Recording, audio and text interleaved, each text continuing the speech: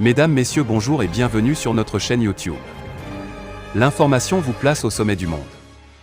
Alors si vous êtes nouveau, abonnez-vous et activez aussi la cloche de notification pour ne plus rien manquer. On commence. Du côté du Mali, depuis le retrait des forces françaises Barkhane en fin 2021, les forces armées maliennes, FAMA, avec l'appui du nouveau partenaire qui est la Russie, sont en train de fournir de grands efforts dans la lutte contre le terrorisme. Le gouvernement français est jaloux des énormes succès que remportent les forces armées maliennes depuis quelques mois sur les groupes terroristes. Les Français croyaient que leur départ du Mali allait créer un chaos indescriptible, et que les terroristes allaient profiter de cette nouvelle situation pour gagner du terrain.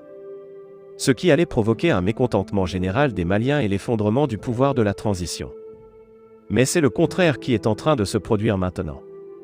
Aujourd'hui, les militaires maliens sont soutenus à bout de bras par la majorité du peuple malien. Ce qui a créé un sentiment de frustration et de la haine chez les autorités françaises. Le constat est que, quand les terroristes massacrent les paisibles populations civiles ou détruisent les camps des soldats du Mali, les pays occidentaux avec à leur tête les États-Unis d'Amérique et l'Union européenne ne font que des condamnations verbales et hypocrites.